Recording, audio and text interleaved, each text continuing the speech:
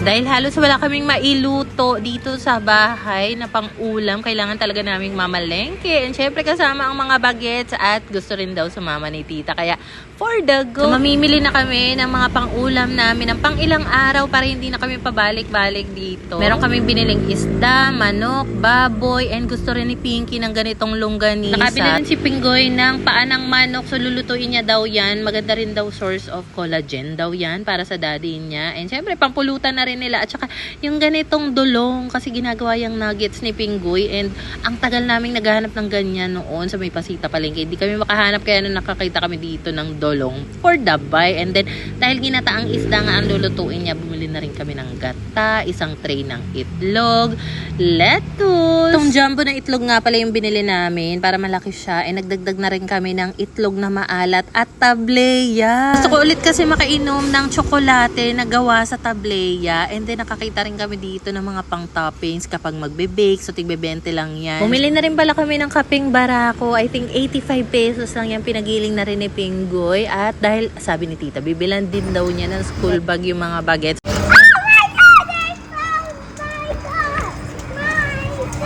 So gusto ni Koa dito kasi may mga naka-display na mga motor, sasakyan. Lagi siyang naupo dyan. Feel na feel niya. At saka mura kasi yung mga bilihin dito. Kaya naman naisip namin na dito na lang bumili ng school bag para hindi mabigat sa bulsa.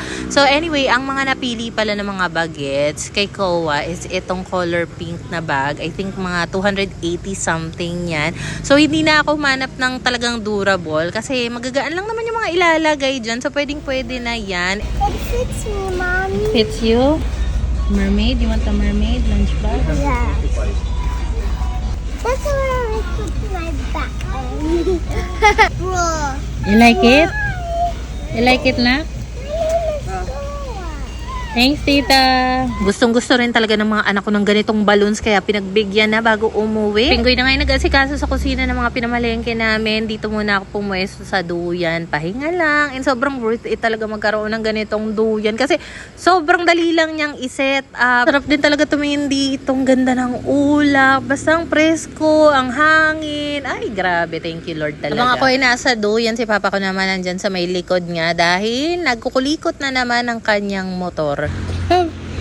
Malagpas na ako sa bubong, oh. Sabi ko, itulak lang ako ni Pinggoy. Ang akala ko yung chill lang, hala. Ah, sarap. Sarap. Woo! Nakakatakot. Actually, natatakot ako pag ganito eh. Kasi, feeling ko nasa rides ako. Oh, sarap, sarap. Ay, nakahanda na ako. Kumain ka na ba? Yaya na nga si Pinggoy na kumain dahil nakapagluto na nga rin daw siya. And bago pa nga ako umalis dito sa duyan, may nakita pa akong nagpapalipad ng saranggola. Nga pala pagkatapos namin mamalengke, nagsalang na rin pala ako. Kasi nga, eto pa yung mga kailangan kong labhan. Ito mga stuffed toys na to, Diyos ko, ilang linggo din. Hindi ko pa talaga nalalabhan. Then, ginilid lang namin yung mga tables dito sa may isang side.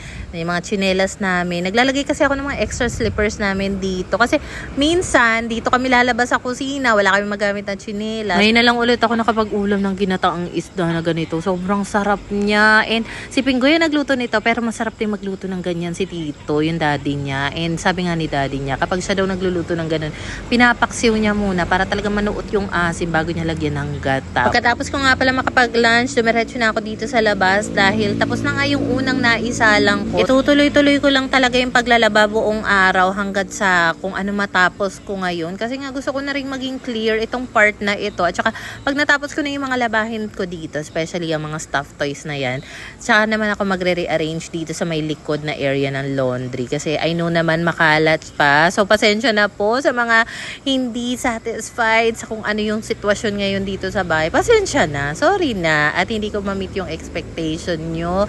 And hindi naman talaga ako na perfect kami dito. Sobrang linis palagi na ba? Hindi ganun. Walang ganun. Doon ka sa far away. Charot. Laking tulong din talaga na meron kaming doorbell na nai-set up dito. Kasi tulad yan, kapag may delivery, merong mga kailangang ihatid dito. Naririnig namin sila kasi minsan busina pa yung mga tricycle, lalo na kapag may delivery ng mga parcel para lang marinig namin sila. Fairness din sa doorbell namin, talagang pang long distance siya kasi medyo malayo nga itong pindutan sa may gate namin. And then yung receiver, nandito kasi sa may kusina namin nakapwesto. Abot na abot niya. Mamaya ko na siguro bubuksan yung parcel. Meron pa kasi ako naiwan dito ng mga hugasin. O diba, sipag-sipagan talaga yung Mima Bells na yan. Alam mo, may mga times talaga na kapag sinipag ako, wala makakapigil sa akin. Pero kapag may mga araw talaga na tinatamad ako, yung tipong ayaw makikooperate ng katawan ko kahit gusto kong kumilos, wala talaga akong nagagawa. I think kailangan ko rin ng mas malaking drying rack kasi itong ginagamit namin. Okay naman siya for small family, but since medyo marami-rami nga kami, parang kinukulang yung ganito. And then nagpalit na nga rin pala ako ng cover na tela para dito sa aming small drying rack kasi hindi pwedeng wala siyang cover. Di ba nga minsan may mga bangaw lang na nakakapasok. Ayoko namang dikit-dikitan nila yung mga kutsara na pinapatuyo, yung mga plato.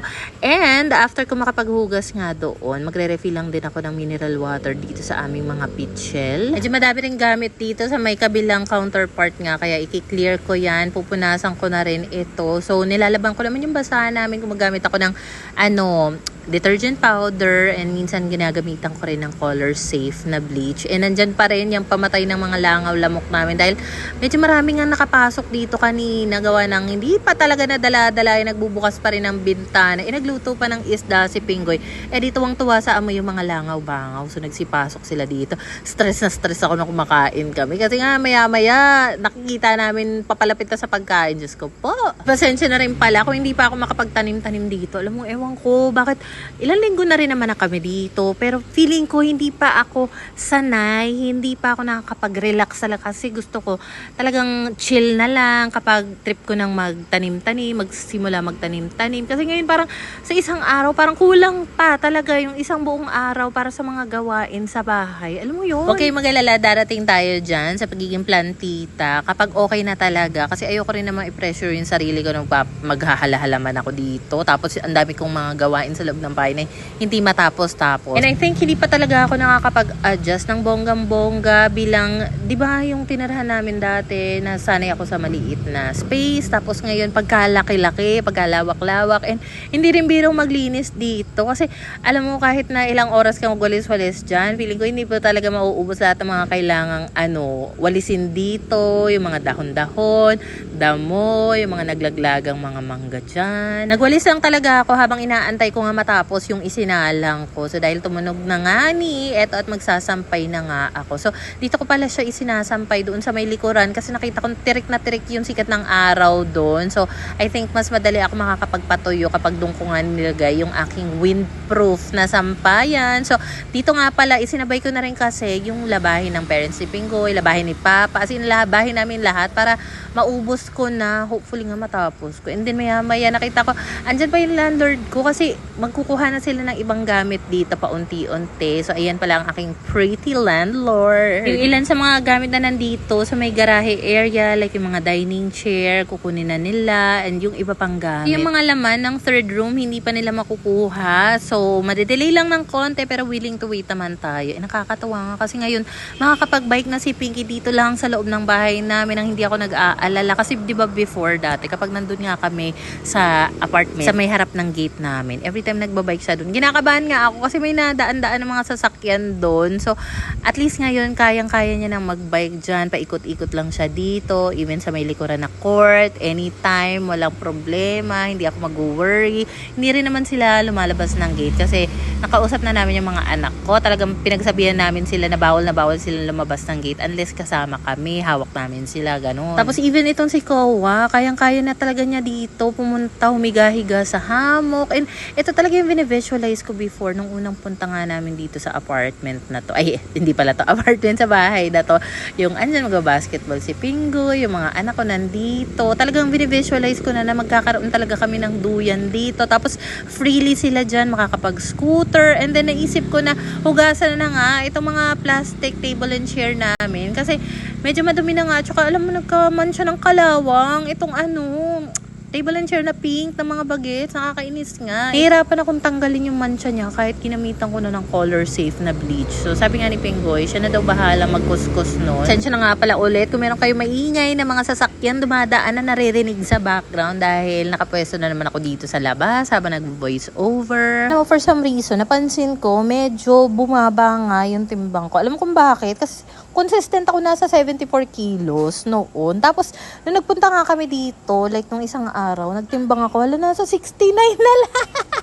Akalain mo yun, I think may benefit din talaga yung ganitong kalawak yung bahay mo. Kasi, syempre, pupunta ka pa lang sa laundry area, galing ka sa loob, parang ilang steps na rin yan. And at the same time, medyo nababawasan nga yung kain ko. Hindi ko naman siya sinasadya. Sadyang, parang wala lang ako ganang kumain ng marami nitong mga nakaraan. Which I think, okay naman pala. Kasi before, parang, ay, hindi ko kaya tumanggi sa second rice, lalo na kapag masarap talaga yung ulam. Ngayon, carry na ako sa isang hukad lang ng kanin or one rice lang. Tensya na rin pala, hindi ako nakapag-upload kahapon. Ito kasi yung mga pinagagawa ko nung araw na yan, sa sobrang dami, grabe talaga. So, yung ko man tapusin yung pag-voice over, pag-i-edit, hindi talaga kinakaya ng mata ko. Talagang buwibigay. So, ito nga pala si Pinggoy, nagluto rin siya ng hapunan namin, yung boneless bangus na nabili namin sa grocery nung isang araw pa.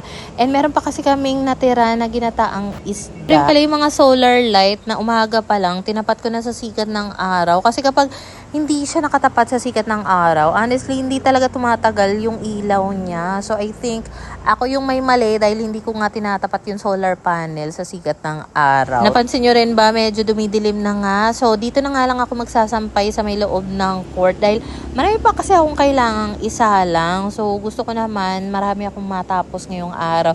Itong mga stuffed toys na to, siguro pang isang buwan.